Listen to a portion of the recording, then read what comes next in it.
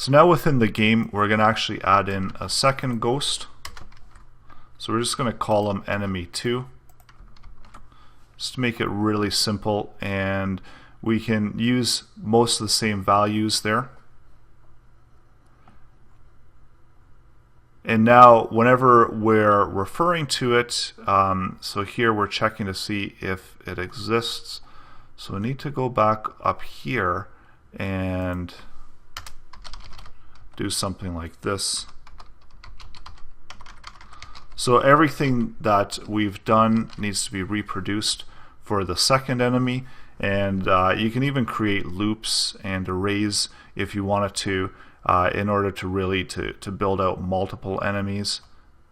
But for the purpose of this lesson, we're just trying to keep it simple, and we're going to see if this one exists.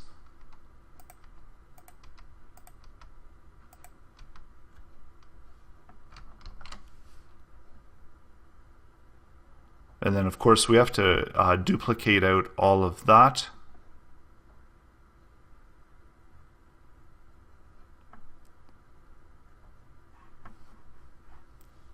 And also duplicate out the image.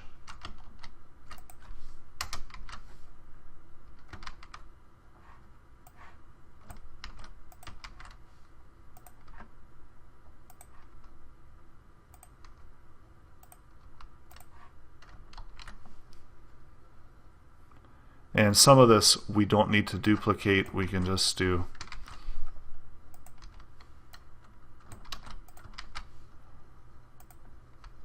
and we don't need to duplicate out this check because this is going to be universal for both of them.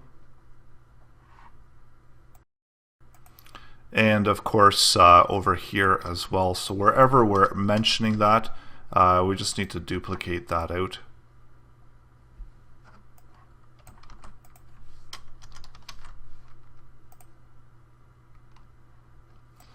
And this one we probably have to add in a second value there.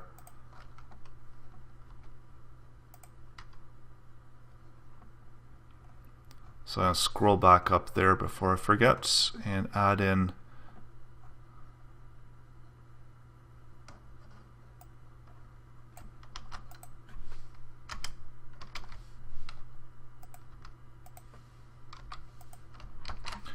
and see what this looks like so far. So there's our second enemy.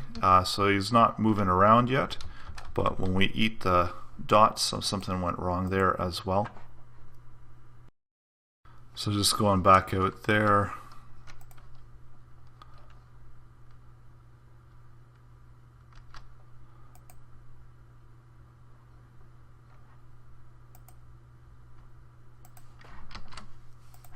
So we're going to refresh that, and hopefully this time both of them should shift off. So both of them turn blue, so we don't have the collision detection yet available.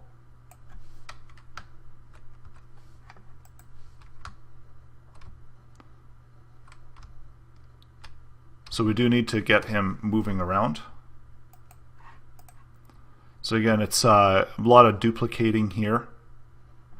And of course there are other ways to do that. So over here,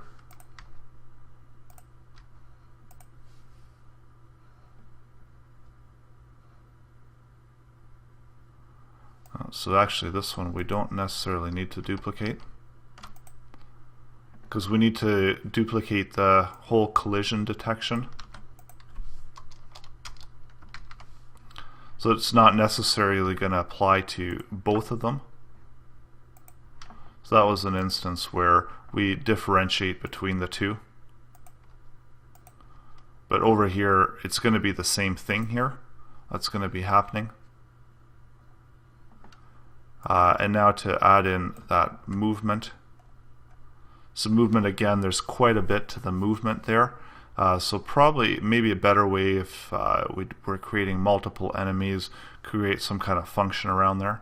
But for now, we're just going to simply just duplicate that out. So we're just trying to add in the second enemy rather quickly. So this is going to make sure that he doesn't run off the canvas. This is going to keep him moving around. The moving, again, that was so this is the direction that they're going to be going, and the enemy moving is going to be the countdown. And then this one has all of the same properties as that previous one, where we've got the direction, we've got speed, so that they can have different speeds and operate independently of each other.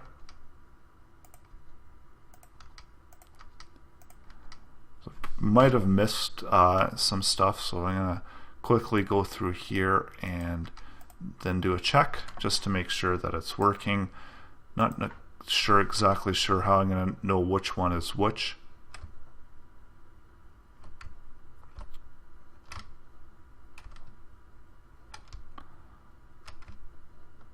So I think what I need to do, I have to slow down their movement because they are rather fast, and it is pretty hard to actually catch them. So that's something else that I should tweak with it. And of course, when you're making the game, you don't want to make it too easy, but you don't want to make it too hard either. So going out there, I'm going to slow them down just a touch. And also, you could do something where it's leveling up. So depending on what the score is, it could change, and that kind of thing could be dynamic as well. Number of ghosts can be dynamic as well. So you could really build out quite a lot of functionality here.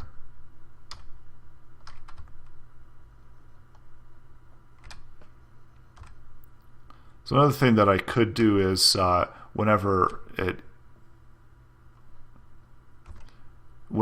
we power up, that maybe I could get them to even slow down a little bit, so they might be easier to catch.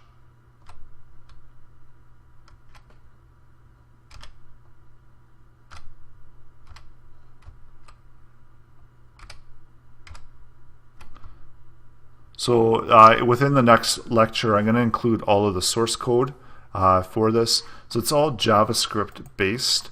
All of the code is JavaScript. So you can bring the JavaScript code in and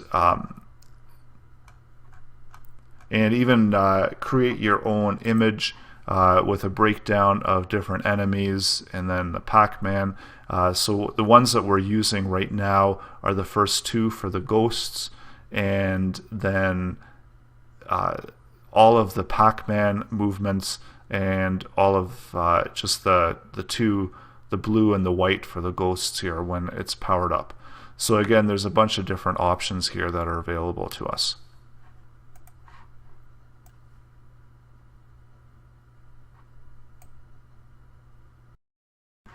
And you are welcome to build out the code as you need to, and create your own version of the same game using this as a base to build out your own version of this game.